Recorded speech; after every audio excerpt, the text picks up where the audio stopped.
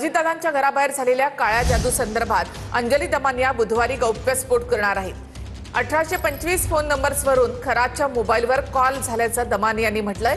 तर collector IG लेव्हलचे अधिकारी सुद्धा खरातला कॉल करायचे आणि कॉल करणाऱ्या राजकारण्यांची नावं ऐकून तुम्हाला धक्का बसेल असं दमानिया यांनी म्हटलंय. 1825 नंबर आहेत ज्यांच्याकडून आणि ज्यांना खरातांनी कॉल्स केले, म्हणजे ज्यांनी खरातांना केले आणि खरातांनी त्यांना केले. आता या सगळ्या नंबर्समध्ये धक्कादायक बाब म्हणजे त्याच्यात आयजी लेव्हलचे अधिकारी आहेत, पीआय, सिनियर पीआय, तहसीलदार, डेप्युटी कलेक्टर आणि इतकंच नाही तर राजकारणी, तर तुम्हाला नावं ऐकून धक्का बसेल असे राजकारणी त्याच्यात आहेत. अशोक खरातांनी यंत्रणेचा वापर जरूर केलाय, त्यांनी स्वतःसाठी पण प्रॉफिट्स मिळवलेत आणि राजकारण्यांना पण अफाट प्रॉफिट्स मिळवून दिलेत.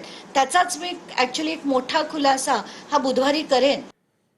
प्रतिभा चाकणकर यांची शिर्डी पोलिसांकडून 8 तास चौकशी झाली आहे. समता पतसंस्थेमध्ये प्रतिभा चाकणकरांसह कुटुंबियांच्या नावे 4 खाती आहेत. या खात्यांमधून 2,40,00,000 रुपयांचा व्यवहार झालेला आहे. दरम्यान समता पतसंस्थेमध्ये माझ्या नावे बनावट खाती आहेत असं प्रतिभा चाकणकर यांनी म्हटलंय.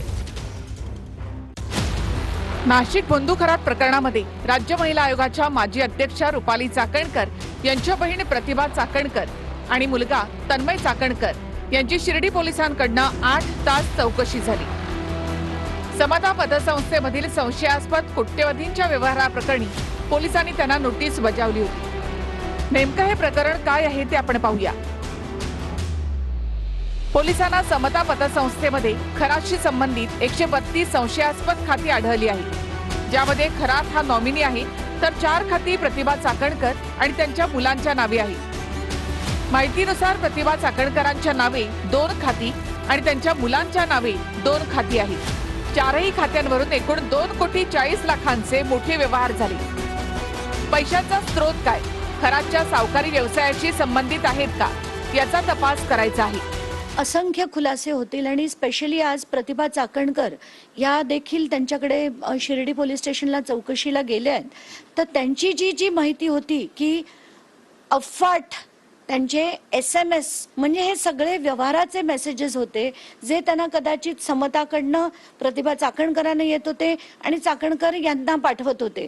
तसे सगळे जे मेसेजेस आहेत त्याच्यातल्या काही इम्पॉर्टंट डिटेल्स मी शिर्डी पोलीस स्टेशनला माझ्याकडनं संकलित करून मी त्यांच्याकडे पाठवत होते. खातं आहे ते बनावट आहे, आपल्या तिथे सह्या नाही आहेत, 1ही रुपयाची आपण उलाढाल केलेली नाहीये. तुम्हाला कल्पना होती का समता पतसंस्थेमध्ये तुमच्या नावाची खाती कसं माहिती झालं? आपल्या मीडियावरती पाहिलं आणि आम्ही आलोय. अजूनही आम्हाला कोणतीही नोटीस पोहोचलेली नाही. तुमच्या कागदपत्र पाहिली ती तुमचीच होती का बनावट होती? ती कागदपत्र बनावट आहेत, आपली सह्या सुद्धा आपल्या बनावट आहेत. तर पुढचा तपास आपले करतात. तुमचं देखील फसवणूक झाली आहे, या संदर्भात अगोदर असा गुन्हा एक दाखल झालाय जासू त्यांच्याकडून, तुम्ही देखील दाखल करणार आहात का गुन्हा या संदर्भात? ते आम्ही नंतर. शरद पवारांच्या अस्तित्वाशिवाय बारामती नाही असं संजय राऊत यांनी म्हटलेलं आहे. दादा असो की मग सुनेत्रा पवार हे पवारांमुळेच राजकारणात आहेत असं राऊतांनी म्हटलं. सुनेत्रा पवारांना सीएम केल्यास भाजपच्या मनाचा मोठेपणा असेल असंही त्यांनी म्हटलं. तर राऊत हे सोनिया पवारांचे वारसदार आहेत असं प्रत्युत्तर नवनाथ बन यांनी दिलंय. शरद पवारांमुळे महाराष्ट्रात तुमचं स्थान, पवारांच्या अस्तित्वाशिवाय बारामती आहे का असा सवाल उपस्थित करत संजय राऊत यांनी अजित पवार यांच्या राष्ट्रवादीवर हल्लाबोल केलाय. तर राऊत ठाकरे नव्हे तर सोनिया गांधी आणि शरद पवार यांचे वारसदार असल्याचं म्हणत भाजपकडून पलटवार करण्यात आलाय. शरद पवारांची पुन्हा ये ना पाठीशी. किती नाही म्हटलं, तुम्ही किती टाळलं तरी पवार साहेबांची पुण्याई आहेच ना. पवार म्हणजे शरद पवार, पवार म्हणजे दुसरं कोणी नाही. सोनिया गांधी आणि शरद पवार साहेबांचे वारसदार झालेले आहेत, बाळासाहेब ठाकरे यांचे वारसदार राहिलेले नाहीत. सातत्यानं शरद पवार साहेबांची चाकरी करायची, शरद पवार साहेबांचा उदो करायचा हा संजय राऊतांचा धंदा झालाय. उद्धवजी ठाकरे यांच्याकडे मीठ खायचं आणि पवार साहेबांचा आणि सोनिया गांधींची चाकरी करायची हा तुमचा धंदा झालेला आहे. राऊतांनी हा हल्लाबोल का केला ते पाहूया. बारामतीच्या पोटनिवडणुकीसाठी उपमुख्यमंत्री सुनेत्रा पवार यांनी प्रचाराला सुरुवात केली आहे. त्यांच्या प्रचाराच्या सोशल मीडिया पोस्टमध्ये सुरुवातीला शरद पवार यांचा फोटो टाकण्यात आला होता. आता यावर राऊतांनी भाष्य केलंय, तर सुनेत्रा पवार यांनी रविवारी प्रचाराचा नारळ फोडलाय. रविवारी मंत्री आदिती तटकरेंनी अजित पवार यांचं मुख्यमंत्री व्हायचं स्वप्न काकींच्या माध्यमातून पूर्ण होईल असं म्हटलंय. तर आदिती तटकरेंचं हे वक्तव्य भाजप नेत्यांना आवडलं नसल्याचं दिसून आलंय. सगळ्या कार्यकर्त्यांचं नेहमी एक स्वप्न राहिलं, आम्हाला दादांना मुख्यमंत्री म्हणून पाहायचं होतं. पण मला खात्री आहे काकी ते स्वप्न तुमच्या माध्यमातून हे पुढच्या कालावधीमध्ये पूर्ण होईल. मी या विषयावरती काय बोलणार नाही. माननीय मुख्यमंत्री महोदय सक्षम आहेत, राज्य चालवत आहेत. त्यांच्या पाठीमागे महाराष्ट्राची प्रचंड मोठी ताकद आहे, प्रचंड मोठी शक्ती महाराष्ट्रातल्या लोकांची देवाभावांच्या सोबत आहे. त्यामुळे अशी स्टेटमेंट करणं जे करतायत त्यांनी जरा काळजीपूर्वक करायची आवश्यकता आहे. तर सुनेत्रा पवार यांना मुख्यमंत्री केल्यास भाजपच्या मनाचा मोठेपणा असेल असा टोला संजय राऊतांनी लगावलाय. आदरणीय पवार साहेब 4 वेळा मुख्यमंत्री झाले, त्या मतदारसंघाचा एक मान आहे. दादा 6 वेळा उपमुख्यमंत्री झाला, त्याच मतदारसंघाला जर पुन्हा एकदा मुख्यमंत्री पदाचा मान मिळत असेल तर अर्थातच आनंद आहे आणि स्वागतच आहे. अजितदादांना मुख्यमंत्री होता आलं नाही. सुनेत्राताई पवारांना जर भारतीय जनता पक्ष मुख्यमंत्री करणार असतील तर ते भारतीय जनता पक्षाच्या मनाचा मोठेपणा आहे. देवेंद्रजी बहुतेक त्यांचा वारसदार म्हणून दिल्लीत जाण्याआधी एकनाथ शिंदेपेक्षा सुनेत्रा पवारांची निवड करतात की काय असं यांच्या बोलण्यातून मला जाणवत आहे. गेल्या 11 तासांपासून खरातच्या नाशिकमधल्या घराची ईडीकडनं झाडाझडती सुरू आहे. नाशिक, पुणे आणि शिर्डीसह एकूण 11 ठिकाणांवर ईडीचे सर्च ऑपरेशन सुरू आहे. नाशिकमध्ये 5 तर पुणे आणि शिर्डीमध्ये प्रत्येकी 3 ठिकाणी छापेमारी करण्यात आली आहे. नाशिकमधल्या बुद्धू खरात प्रकरणात ईडीकडनं 11 ठिकाणी छापेमारी करण्यात आली. नाशिकमध्ये 5 ठिकाणी, पुणे आणि शिर्डीमध्ये प्रत्येकी 3 ठिकाणी छापे टाकण्यात आले. खरातच्या नाशिकमधील तृप्तबाला निवासस्थान, ब्रह्मसदन फार्म हाऊस यावर ईडीकडनं छापेमारी करण्यात आली. बुद्धू खरातची समता पतसंस्थेवर देखील ईडीकडनं छापेमारी करण्यात आली. नाशिकमधल्या समता पतसंस्थेसोबतच आणखी एका पतसंस्थेतही ईडीकडनं सर्च ऑपरेशन करण्यात आलं. नाशिकच्या तृप्तबाला निवासस्थानामध्ये आयकर विभागाच्या 2 पथकांकडून देखील छापेमारी करण्यात आली. ईडी आणि आयकर विभागाकडनं संयुक्तरित्या कारवाई सुरू आहे.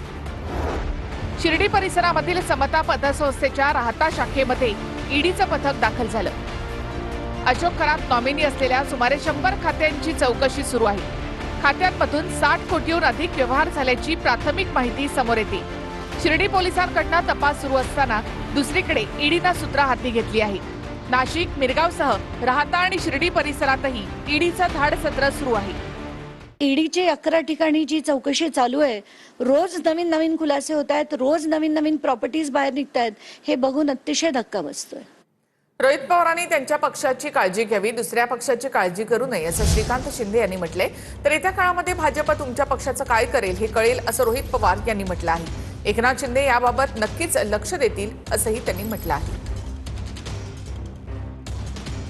मला वाटतं त्यांनी त्यांच्या पक्षाची जी आहे ती काळजी घेतली पाहिजे, दुसऱ्या पक्षाची काळजी करू नका. मला वाटतं त्यांनी त्यांच्या पक्षाची जी आहे ती काळजी घेतली पाहिजे, दुसऱ्या पक्षाची काळजी करू नका. एक गोष्ट ठीक आहे. श्रीकांत शिंदे भाऊ जे आहेत ते आमचे मित्र आहेत, ते आमच्यावर बोलले, काय हरकत नाही. एकनाथ शिंदे साहेब मोठे नेते आहेत, त्यांना बऱ्याच गोष्टी आधीच त्या ठिकाणी कळतात. नक्कीच त्या बाबतीत ते लक्ष देतील. पण भाजपला तुम्ही खरंच मित्र समजत असाल तर येत्या काळामध्ये कळेल की काय तुमच्या पक्षाचं ते करण्याचा प्रयत्न त्या ठिकाणी करतील. स्वरसाम्राज्ञी आशा भोसले यांच्या निधनामुळे भारतीय संगीत क्षेत्रामधील एक तेजस्वी तारा निखळला आहे. त्यांच्या जाण्यानं संगीत क्षेत्रामध्ये शोककळा पसरली. एका सुरेल युगाचा अंत झालाय.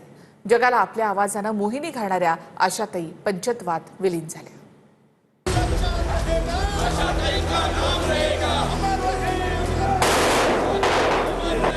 स्वरसम्राज्ञी ज्येष्ठ गायिका आशा भोसले अनंतात विलीन झाल्या. छत्रपती शिवाजी महाराज पार्कातील स्मशानभूमीत आशा भोसलेंच्या पार्थिवावर अंत्यसंस्कार करण्यात आले. मुख्यमंत्री फडणवीस, उपमुख्यमंत्री शिंदे आणि उपमुख्यमंत्री सुनेत्रा पवारांनी स्मशानभूमी परिसरात आशा भोसले यांच्या पार्थिवाचं अंत्यदर्शन घेतलं. राज ठाकरेंनी देखील आशा भोसलेंच्या पार्थिवाचं अंत्यदर्शन घेतलं. शासकीय इतमामात आशा भोसलेंच्या पार्थिवावर अंत्यसंस्कार करण्यात आले. सकाळी आशा भोसलेंचं पार्थिव अंत्यदर्शनासाठी मुंबईतील त्यांच्या निवासस्थानी कासा ग्रँड इथे ठेवण्यात आलं होतं. त्यापूर्वी त्यांना तिरंग्यात गुंडाळून सलामीही देण्यात आली.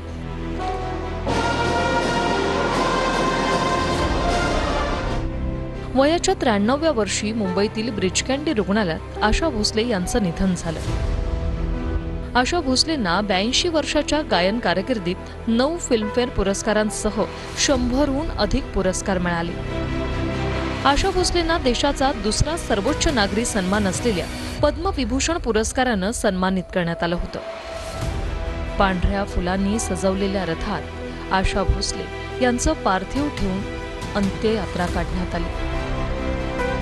आशा भोसलेंचं पार्थिव स्मशानभूमीकडे नेत असताना लोकांनी त्यांच्यावर फुलांचा वर्षाव केला. यावेळी रस्त्यावर मोठ्या संख्येने लोकांची गर्दी होती. उद्धव ठाकरे यांनी सहकुटुंब आशा भोसलेंच्या पार्थिवाचं राहत्या घरी अंत्यदर्शन घेतलं. यावेळी रश्मी ठाकरे यांना अश्रू अनावर झालेले पाहायला मिळाले. सुप्रिया सुळे आणि सुशीलकुमार शिंदेंनीही आशा भोसलेंना श्रद्धांजली वाहिली. मास्टर ब्लास्टर सचिन तेंडुलकरनेही डोळ्यातील अश्रू पुसत आशा भोसलेंना श्रद्धांजली वाहिली. अभिनेत्री हेलन, जॅकी श्रॉफ, रितेश देशमुख, रणवीर सिंग, विवेक ओबराय, गायक उदित नारायण आणि गायक हरिहरन यांनी देखील आशा भोसले यांना आदरांजली वाहिली.